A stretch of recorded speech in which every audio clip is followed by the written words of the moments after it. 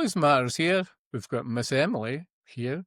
Where are you today? I am at one of my homes in Kingston, Ontario, Canada. Right. Let's go way, way back. What made you want to be a musician in the first place? So I'm really fortunate. I grew up in a very musical family, and we attended church on Sundays, and there was music in the church, and there was always music at family functions. I took music lessons.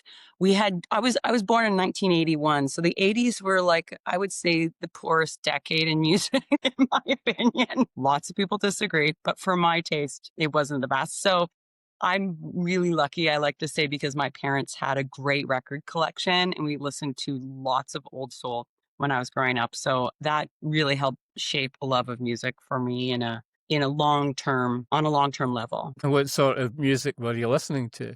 A lot of old soul, Ray Charles, Stevie Wonder, Aretha Franklin. I found my mom's cassette tape of Carole King's Tapestry album. So that was kind of more of like a pop soul record. But she wrote all the songs and she played the piano and she sang. I'm like, that was a lot when I found that in 1990, because a lot of the music happening then, young women who had careers weren't doing those types of things. So that record was a real game changer for me as well. And did you study music at school? I did. I went to just a regular elementary school and high school. I didn't really take much music in the school system, but I had lessons outside, which was good. Piano and voice. I picked up a guitar in the early 90s because Nirvana was really cool and I just wanted to do cool things, as a preteen. And then eventually I went on to university and did 2 years of post-secondary school in classical voice, of all things, and learned from there that was not what I wanted to do with my life. Truth. And what did you want to be? At that time, I was like, gosh, I was going home on the weekends to play in bars, and I loved playing in bars. I loved being at the bars, like, a 19-year-old, 20-year-old, but I was like, might as well be working. I might as well be making money. I would go and watch these shows and I think, well, I could do that. So that's what I did. And I was a bar musician for the first chunk of my career and I loved it. And when it was done, it was done. But it was a great way to start gigging, booking myself and, understanding the business side of things. Yeah. So that is 21 years ago. I went full time. Yeah. But when you played in bars at that time, did you feel that you were the background music or were you actually performing as such? I always felt like I was performing. I mean, even there were for sure some venues where I was background music, and it was never lost on me that I was doing this because I wanted to do it and I loved it, and that it was a gift, that I was allowed, I was given these gifts and I was allowed to make a living from it, even if it was very modest at the time. And I had a lot of gratitude from minute one, and I still do to this day. It's an absolute privilege to work in this industry. And what kind of style do you think you do? There's so many.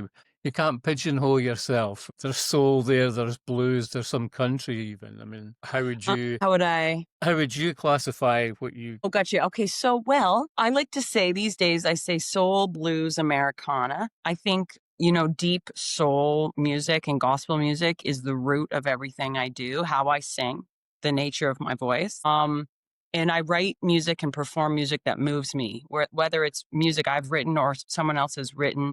When I sing a song, I will only sing it if it moves me. That is the only way I deliver a song. If I'm not feeling it, I don't do it. That's out of respect for the craft and out of respect for the music. I take it very seriously. The genre thing, there's these really amazing stars like Taylor Swift who started as a country artist and then grew to whatever she does now. I mean, pop, I guess, but there's lots of different elements in there. And, she's an easy example, but the crossover genres seem to be far more accepted now. I was told from a young age that I needed to choose one and it wasn't really my style. And to this day, I write a song and I think, well, if you put saxophones on it, it has a soul vibe. If you put banjo on it, it has an Americana vibe. And I really believe production plays a huge role in how music is interpreted genre-wise. I'm a little loosey-goosey and I'm okay with that. And what influences have you got? Who do you admire? Oh, for sure, Ray Charles. any real old soul music. I love Carole King for sure. Temporary wise, I mean, there's some really cool artists out there like Grace Potter. She's really, I mean, she's a little more heavy in some of the rock vibe than I am at this stage of the game, but I really respect what she does. It's very inspiring. Stylings of Adele. I mean, Adele's such a brilliant singer and a deliverer of music and song. I'm really mostly inspired by live music. I don't listen to a ton of recorded music. I go to a show, and often they're smaller shows. They're not big, huge stadium shows. I can't really feel the vibe in those rooms. And that's where I find a lot of my inspiration. And for you, where do you like singing? Intimate places, or where's your favorite? Have you got a favorite? It changes. It changes. I mean, I've played some festivals where there was like over 10,000 people there, and the energy is really exciting and fun. I don't know if I would ever want to exclusively do that, because some of my other favorite shows would be small house concerts. I just played a private home concert series, invite only type of thing, for about 50 people last weekend at a venue I'd never been to. Everybody was so gracious and so kind. I could see everybody's faces in the audience. I could talk to them as if I was at a family dinner and, have a conversation. And you can't do that with 10,000 people in a field at a festival. So it's apples and oranges, totally different things. But I guess I just really love it all, Colin. I really do. And do you have a process when you're writing songs? When did you write your first song, for example? I wrote my first song, real song, let's say. I've been writing since I was a little kid. But, anything really proper that I could perform. I was in my early teens. We had a death of a schoolmate. There was a big camping trip, and she drowned on the first day. And all of my friends were on this trip. Like, all of my friends were on this trip. I was not on the trip. And they tried to save her, and it was very traumatic. And, I could offer no real comfort to anyone, I felt. But what I was able to do was write a song. I felt moved to write a song about my feelings, and hopefully try and create some space for the feelings that some of my peers had at the time. And I guess that was the beginning of my songwriting journey. And what about this new album then? Let's go into your new album. Sounds terrific. What was the production like on your new album compared to others? This was really a unique experience. I had been speaking with Colin Linden, who is a Grammy award-winning producer, an artist as well, a singer, songwriter, guitar player, fabulously humble, lovely human. And we had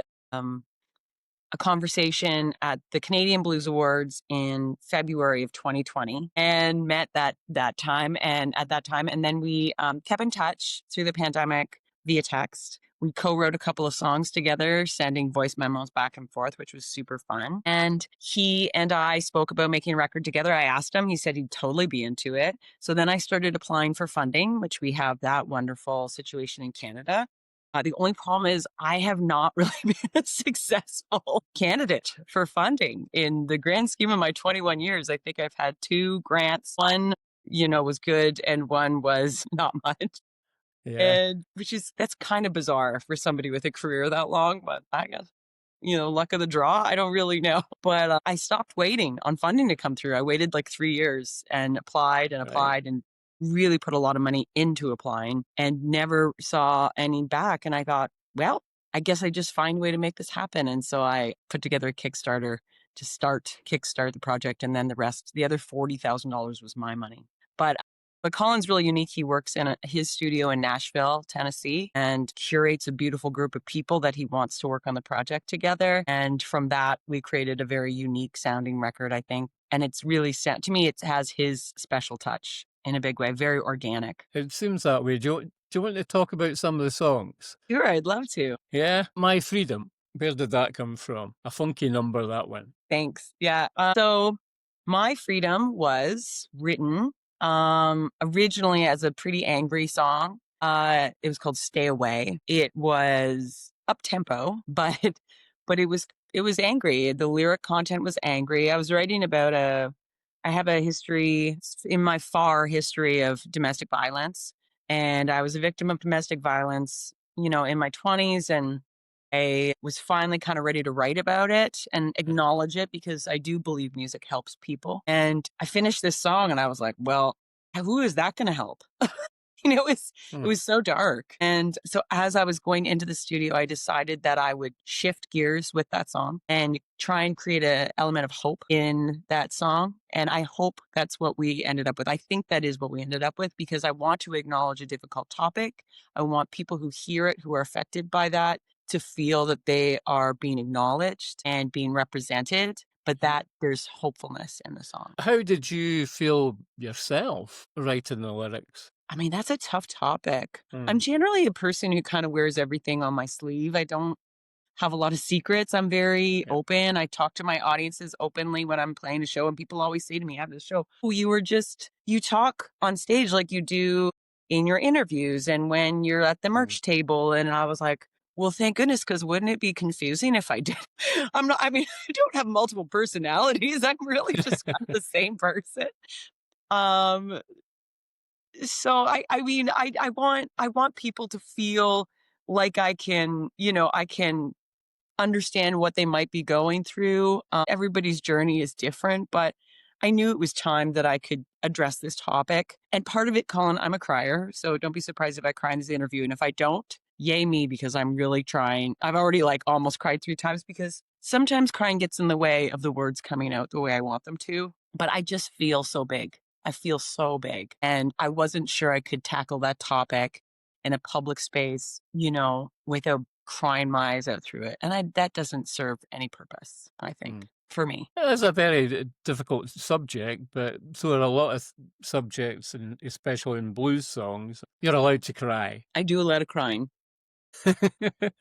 You won't have to look far on the internet to find me crying. Yeah. Stand together, band together. A Stand together. solidarity song. What about that one? That's a song of community. I'm just so thrilled with how that one turned out. I got to be honest with you. It's like the only song I really put on and listen to in the car. I'm like, what do I want to listen to? I'm like, I want to listen to my song. It's very much, it's a song about community. When I wrote it, I wrote it specifically for that moment when I'm on stage and I look at an audience of eager-eyed people and think, let's share this together. Let's share this moment together. Let's address community. Let's address the tough stuff, but let's bandage it right up with love and community. We can do that. We have the power to do that. I don't say that lightly. I really believe live music is this amazing spiritual moment where people gather together and sing together, enjoy this common thing. Doesn't matter their background, their ages, their stages of life, their beliefs. Music is the universal language, truly. And I get to perform lots of different places all over the world, and it continues to drive home that fact. So that's why Stand Together, Band Together was written. I cannot wait to play it overseas because the UK and European audiences are always great singers, even when they don't speak the language. I find it's, there's such enthusiasm. So I'm excited. One of my favorites is the Medicine. I think the piano playing on that I really enjoyed. Thanks. That is Michael Hicks. He's a Nashville-based talent, and he is a very nice person and so brilliantly talented. And he put so many beautiful key tracks on that record, including the Medicine. Yeah. Thanks. I couldn't agree with you more. His work on that piece is really special. Talk about the track. Where did it come from, or is it? I had a family member of an overdose victim reach out to me several years ago and asked me to write something about the topic of overdose. And I was like, you got the wrong guy. I am not the person for this job. I am so sorry that you've had to deal with this. It sounds terrible. And this young woman had passed away while on a wait list for treatment for her addiction issues. She was a mother.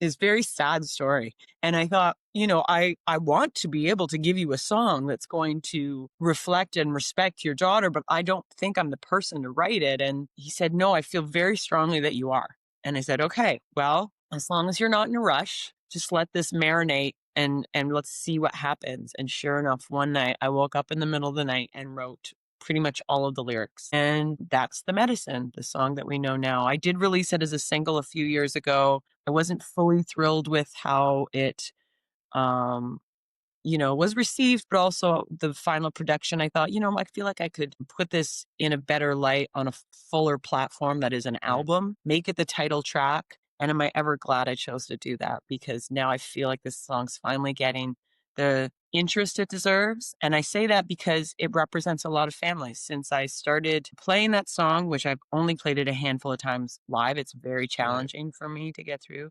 I have had so many people from different parts of the world reach out to me, tell me their stories, tell me how they appreciate the song and it speaks to them and they feel like their loved one is acknowledged through it. Yeah, it's a heavy topic, but it's a real epidemic here. I don't know what's happening in other parts of the world. I can just speak for North America, but it's a serious, serious issue, the overdose epidemic here. Yeah, it is here as well. It's everywhere. So sad.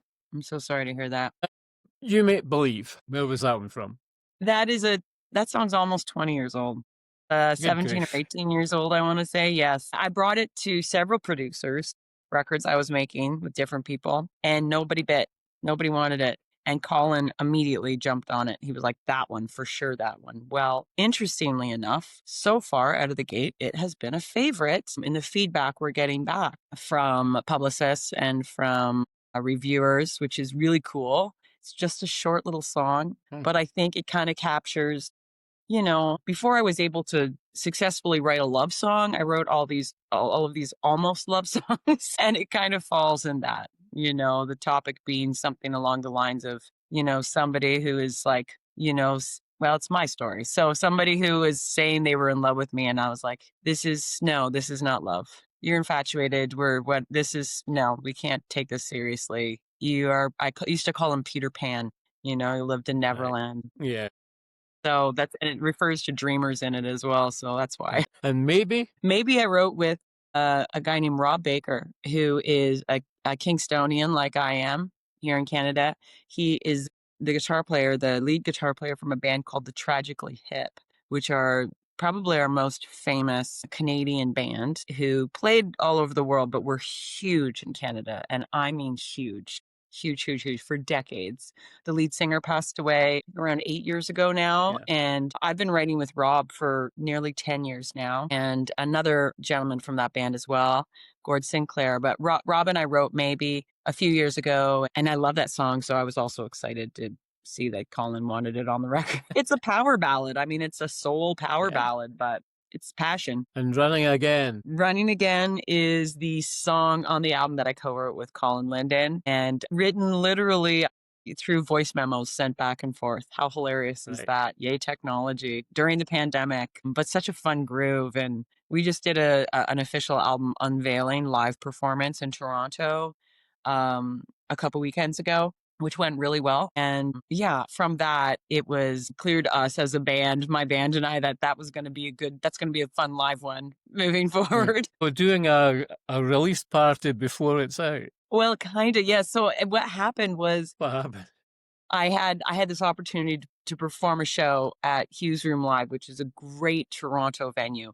Toronto is one of those cities, it's often a pay to play city, as many of the Right. big cities around the world are. If you're an artist and you want to play that city, it will cost you money to play that city. Yeah. The overhead's very high. And Hughes Room is one of those venues that provides a set fee. That means I have a guarantee essentially. That's kind of unheard of for that city at my level. And Right. they had this date and I said, well, let's release the album on that date then.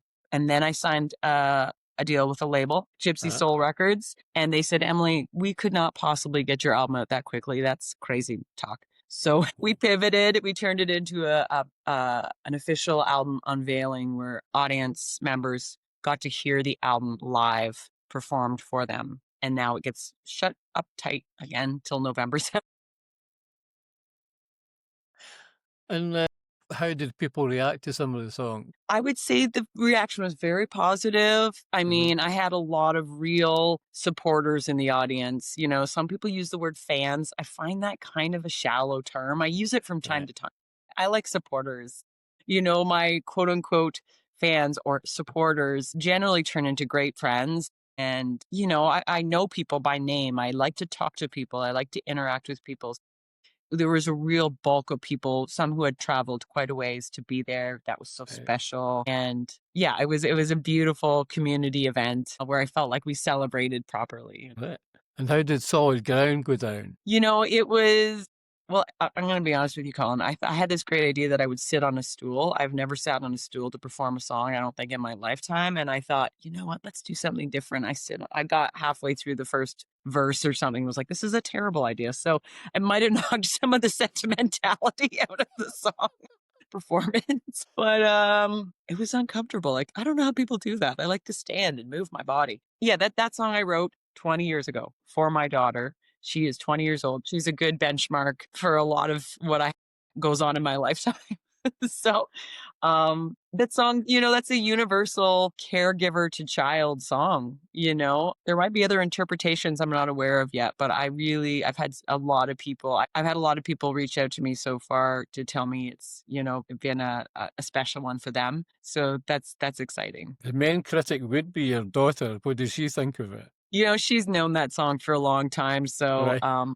but now that you mention it, I don't think she's said anything about it. So, she's a pretty nice kid. I'm not too worried about her, but they don't shower you with compliments at age 20, really. Better not, really. No. And the poem, Smith's Bay. Smith's Bay Drowning was a poem written in the 1860s by a woman we only know as Miss Shannon. How traditional. And it was set to a cappella vocal by Suzanne Pasternak, who was actually my music mentor. She was also my best friend's mom. And Suzanne passed away in 2023. And I always wanted to interpret her song, that song that she had taken the poem and put to music, as an acknowledgement of the history of the island where I'm originally from, Prince Edward County, which is not Prince Edward Island, which is on the east coast of Canada. Prince Edward County is a small island in Lake Ontario and has a ferry and a couple bridges that attach it to the mainland. So it's just off the mainland. Down in the south end where I'm from, that's where Smith's Bay is, and that's where that tragic event took place in the 1960s. And again, Colin Linden, what a guy. I sang him the original version, and he said,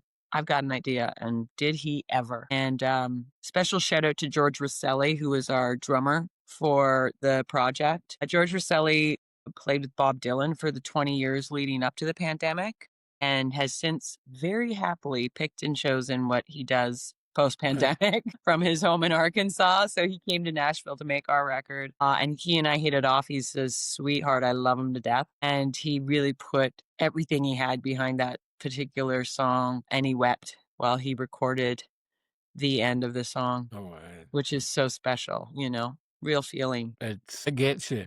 You go back to connection with people in general. That one song there must connect with everybody who's lost anybody. Yeah.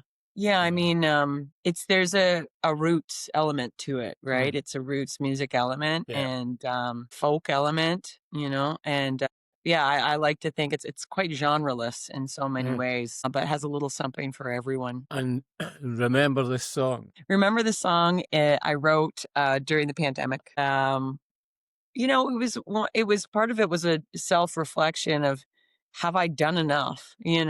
The truth was no.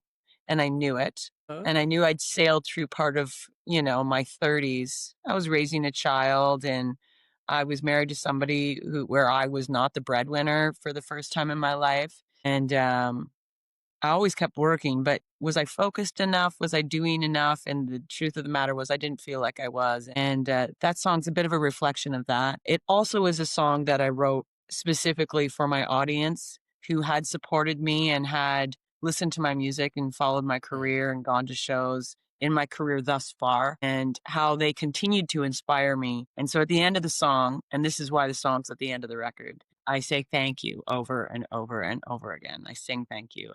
That's for my audience. That's for my people who believe in what I do and support the music that I make. That's why I continue to do it. It really is. Would you say there's a theme to the album? Well, that's a great question. You know what? That's a really good question. I'd have to think about that, and I'm going to think about that, Colin. I mean, hilariously, there's an organic Oh. nature to the album. There's feeling to the album. I think as we get older, often we are gifted with this ability to feel more authentic, to feel more comfortable in our own skin. I think this album represents that for me. And so it's like an organic Emily version of making music. I've always been good at trusting the process. I've always happily gone into studio with producers and understood that I've hired this person because they know what they're doing. And this is something, that they're very passionate about. And Colin, of course, it was no different, but understanding that less was more in some cases, Mm. that sometimes with my music, it's that more, more, more, more, more. I mean, in the world we live in, more, more, more. And sometimes it gets exhausting. And now I feel at a Mm. really steady time in my life where I can just let the music speak for itself, put some great players behind microphones and just like, let's make the record together. I mean, most of this record was recorded live off the floor. Organic. How long did it take? We were in studio 4 or 5 days, I wanna say. On Right. the 5th day, we didn't have to do much. I think it was just George and Colin and I maybe working on Smith's Bay Drowning. The bulk of it really happened in 4 days and very civilized. It was like noon to 6. We worked noon to 6 every day, which is that's not a lot of time to make a record. Colin did a bunch of overdubs after. The McCreary sisters, who are featured on the record, they sang. They came in later after I'd already left, sadly, just with scheduling conflicts and stuff. And there were saxophones that were added. Colin continued to work away on it. And Colin also mixed the record, so I'm not sure how long that process took, but the bulk of the record was made in about 4 days, Mm. 4.5 days. And how do you feel now that it's finished and ready for the world? Oh, thrilled. I'm so thrilled. It's like a sigh. It's like getting something off your chest, It's not so much a sigh of relief. It's just like an exhale, and this process literally started in 2020. And so, we recorded the album September 2024 last year. I'm so happy that I can breathe a big, deep, full breath and feel like I've done everything I can. And now that I'm teamed up with Gypsy Soul, who has teamed us up with great publicists and a great extended team, I have so much gratitude. It just seeps out my pores these days. I mean, there's so many platforms to listen to music on now. What have you been using yourself? Um, I would say, uh, Spotify. I have Spotify. For Mm. some reason, I pay twice for Spotify. I definitely pay Spotify more money than they give me. It's the best way I can Well, yeah. That wouldn't be to have my difficult. monthly account. And I'm like a relatively successful performer. Like that is hilarious to say out loud, Colin. Holy wow.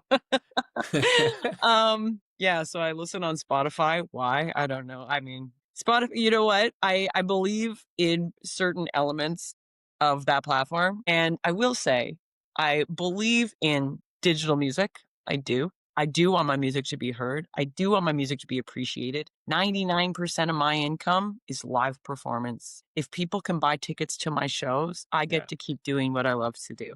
I'm happy to share my music. It's not that I don't want to make money from sharing my music online. It's not about that. But it's a complicated process. There's a lot of competition online because you can do a lot of things in a studio and with AI and all this kind of stuff. I'm a live performance. If someone hears my record and goes to a live show, they'll think the record is good, but they'll think me live is great. And I say that confidently and without sounding like an egomaniac. It's not about that. It's just I've honed my craft for a long time. I'm in my mid 40s. I love what I do. I put my heart and soul into every second of being on stage, and I feel passionately about it, and I'll do it to the day I die. And I know that about myself. And so if the music, out there on the airwaves and on the internet helps people come to live shows, go for it. I want it.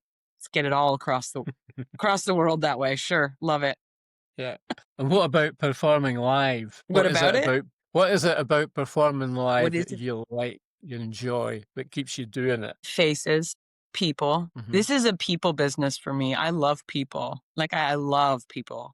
I love having conversations like this. I love a 30-second intro to somebody while I sign their CD. and they tell me where they're from and they smile and we exchange smiles. I love standing on a stage and looking into faces. And sometimes if I can't see all the faces because of lighting or whatever, I can hear people. I can hear their response. I can hear their sighs or their, excitement in the way they, participate in applause and stuff. I love interacting with promoters and I love interacting with my label. I love interacting with fellow musicians on a stage, my bandmates. I have bandmates kind of all over pockets of the world, Right. and I love them. I love the human element of this job so much. What's the best advice you've had in your career? It came from a guy named Zeke Masrick, who has since passed away, and he was an amazing fiddle player, violinist, based out of the community I was from. And he, I can have self-deprecating humor and I've come a long way with it. I'm sure not enough for Zeke's liking. He died many years ago now, but he would say to me, "Don't put yourself down in front of an audience." I am my own worst critic, and I find it funny, but at the same time, I have his voice in my head saying that to me. I had terrible self-esteem for most of my life. It's come a long way. It still has a ways to go, but it can be a real anybody out there, which a lot of people have terrible self-esteem, and I feel for you. It's tricky. It's a tough one. It's a tough uphill battle, especially when you don't learn how to nip it in the bud as a child or as a teenager, or even in your 20s. Gosh, mine got worse and worse and worse. It was really bad.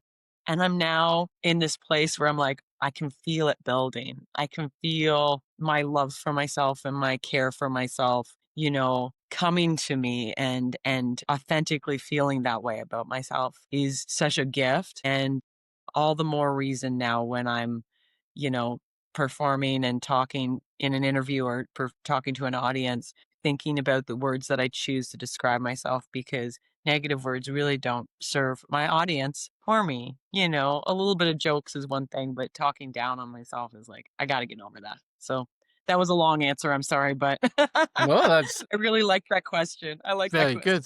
good. Really like your answer. And what do you prefer, intimate gigs or festivals? I like both. I'm so sorry. That's such a terrible answer, but I really like both. I mean, generally, they both can pay crappy or they both can pay well. They both can have challenging audiences and they both can have great audiences, like easy audiences, I would say. Everybody's great, but sometimes it's pulling teeth to get an audience to get into gear with what you're doing. I wish I could tell you that I prefer one over the other, but I just don't. And I'm sure there's going to be people out there who book me for certain things that are like, you have to say the bigger stuff. And I'm like, I just don't feel that way. I love the big stuff, but I also love the little stuff. I love all of it.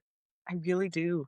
I love it all. And how do you read an audience? Eye contact. And when people look away, I acknowledge that too. I don't need to put them on the spot. Energy. What kind of energy? Listen, I'm not a witch and I'm not any type of, I have no proper levels of spirituality that make me any type of energy reader. But I will say, I can read a room. I can read an audience. That's something I think is one of my better skills. And I try to be conscious of that. I don't make set lists. And if I do, I break them. 9 times out of 10, I break them, because you have to know when your audience needs a break. If there's too much up tempo, running around, like my festival shows, I run around in stilettos and I sing my ass off and go, go, go, go, go. And sometimes there's no ballads. But if I look at an audience and they look exhausted for me, I will add a ballad or I'll slow it down. I'll be conscious to that, and my band knows that about me too. They're great. So I really, I think it's an important skill to learn as an artist, is to not just go up there and make the music for yourself. There's an element of that, but you really have to put your audience first. Did you learn that at an earlier age? I would say yes. Yes, because I was it was like dance monkey dance kid, I love my upbringing. I really do. But I was born in 1981. I mean, I was the last generation, I would say, of women in North America anyways, that were raised to be like, children shall be seen and not heard. And oh, you've got a skill, so you sing for everybody, but don't say you're good. You have to be modest. You can't say you're good because then you're full of yourself. You can't think you're Right. great. People can tell you that, but you can't think it, because if you think that, then you lack modesty, and that modesty is not becoming on a young lady. It was damaging. Let's use that word. It was terrible, but that was very, very normal. Be good, perform for people, make them feel good, make them feel good, make them feel good. Doesn't matter how you feel. I know I still have an element of that, but trying to find better balance, you see. And any stories from the road that you can tell? So many I can tell and so many I can't. So I haven't done a ton of press in the UK, so I can tell you this one because I've told this one before over here, but it's been a long time. So early on in my career, I would do a lot of solo shows. I had my own sound system. For about 8 months, I lived out of my station wagon. Sound system, clothes, guitar, go. Play a show. Did shows all along the highway, up and down the 401 corridor, we call it here, and between Toronto and Montreal, essentially, excluding the cities. They were all the small towns in between. And I was playing this small bar, and musician's nightmare, show up, double doors. One opens out, one opens in. It's a nightmare if you're trying to load in gear. Any musician listening to this will agree with me, and I know it. So I'm by myself. I have my sound system, speakers, mixer, my guitar. I'm in my heels and my little dress. And there I am plowing through this situation, trying to get my stuff loaded in. And there's a table of baseball players who are obviously just finished their game or whatever, sitting right next to the front door. And I can see them pointing and laughing at me. Like I can see them do that. And I was like, that's rude, whatever. This is also, by the way, early 2000s. So it was also very normal, It was different world as a young woman. So I get in there, get my stuff loaded up. I play my show. They stayed for the whole show. The whole show. And at the end of the show, this one guy stumbles over to me from the ball team. Emily, that was so great. We have to apologize. We should have helped you earlier with your stuff coming in. And I was like, no, no, no. I moved my own stuff. It's fine. You don't need to apologize. He's like, we should have helped you the doors. I'm like, whatever. It's fine. I'm totally good. He goes, no, no, you don't get it. We were laughing so hard. We were like, look at that. It's the band guy's girlfriend loaded in all the stuff. Look at her. What a sucker. The band guy's girlfriend. He's probably out having a smoke and she's loading it. Brilliant. So that's a special one.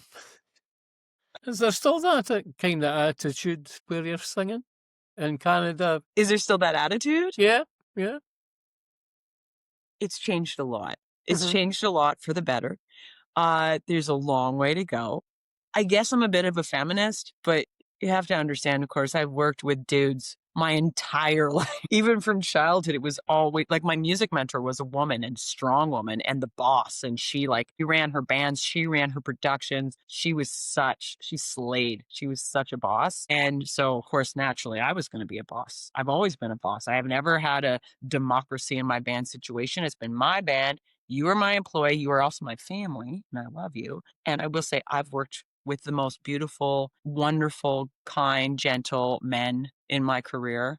I couldn't ask for better. I love all people. I really do. All people, even the ones that are challenging. I love them. I love them. I love them harder, actually. But I've been fortunate. I've worked with some really brilliant, kind men. But yes, I am hopefully the last of the generation of performers who are very familiar with the ass grabs and the boob grabs and the slaps on the butt and the, things I would never repeat in this interview being said to me, in the most casual way, like as if it was okay. And this is going up to even 6 or 7 years ago, before the Me Too movement. Oh man, I have right up until then, that's a crazy stuff. You're like, you can't say that. And at that point, I would have been a married woman. They didn't care. It was just it was just so casual.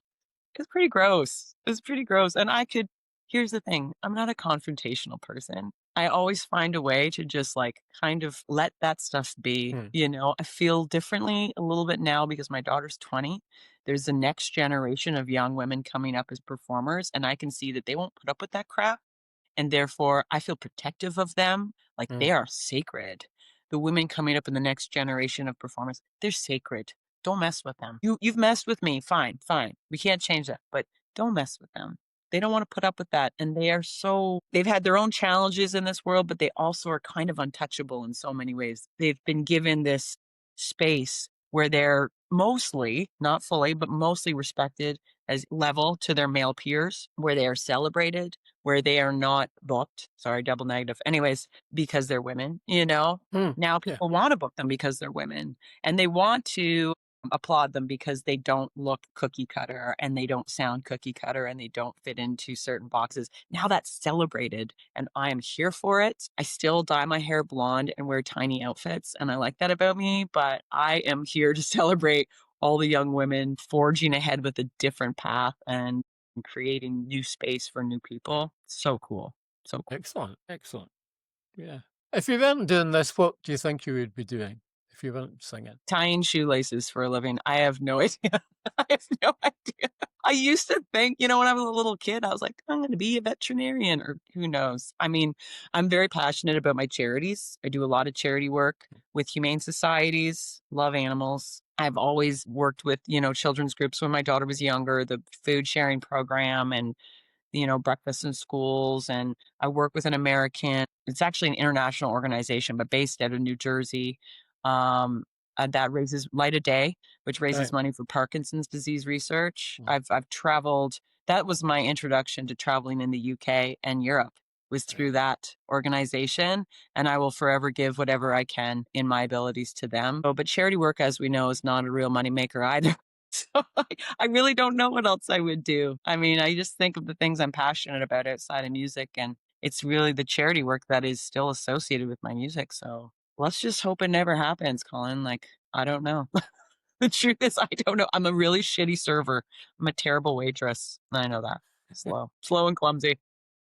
What's success mean in your life? So I used to do myself a disservice and say that success was making a living doing my art. As long as I could make a living doing my art, I have done everything I need to do. Well, what a terrible goal. It should be the baseline. And from there should be a whole ton of other goals. Age 40-ish, I decided to address that. And I now have lots of goals. I would like to get a Juno Award, at least one. I would like to get a Grammy. I would like to be acknowledged in more places around the world. I would like to play for more audiences, more people coming to my shows in lots of different places and getting to share live performance with me. I mean, I'm starting there, but that's where it kind of starts. Great. Yeah. I have big goals now. I was just going to ask you the future plans. Well, it's very exciting for me. Like I have been presented, I've been offered contracts in my 21 years, and they came from interesting places. Gene Simmons from Kiss offered me a contract. Some major labels, major publishing deal offer that I probably would have taken, but I had a manager at the time that didn't think that was the right way to go, and he said fully that was his fault and he regretted that move. Whatever, it happened, it's over. But Yeah. I have only ever signed a contract with a proper label just this past summer, and that's with Gypsy Soul Records, and I couldn't be more excited about the relationship we are building there. We are very much in tune with how this business works, some of the benefits, some of the downsides, and how we can make the most of my time here. I'm in my mid-40s, so like the contracts that they generally offer to their artists that they're developing are like long-term things. I said, guys, I'm 44. I'm gonna be 45 in March. Like, I can't sign 15-year anything. I can't do that. It's not something that interests me. And so like, working with them and just figuring out what will benefit both parties and working together. And I'm excited. I fully look forward to a long, long, wonderful relationship with them, encompassing lots of different aspects of my career. I really believe that we're going to do great things together. Good stuff. And before you go, what does the blues mean? So blues is Black art. That's how I see it. And that's my understanding of the history of blues. That is the history of blues. And so to me, it's a sacred genre of music. One of the reasons why I call myself a soul blues Americana artist is I am a celebrator of the blues. I'm not sure it really is my place to make authentic sounding traditional blues Yeah. music. I am a white girl from Canada, but I will celebrate the heck out of the genre. I think people like me and other artists who celebrate the genre is what helps keep it alive and keep people talking about it and celebrating it around the world, because it's not based on the color of our skin. We're celebrating the genre. And the history of the genre, I think, is important to know. I'm forever trying to educate myself and respect that genre and celebrate that genre. I think that's part of my duty here on this earth, is to celebrate music, and that genre is a big part of that. And your philosophy in life, you seem quite an upbeat person. Is that right? When I wake up every day, Colin, I say, yay, my first word. And that is how I live my life. I have a friend, and he's retired military. He's had some real struggles in his life. And every once in a while we'll exchange a couple yays via text. Yay. Just a reminder, as shiny side up, here we are. We're still here.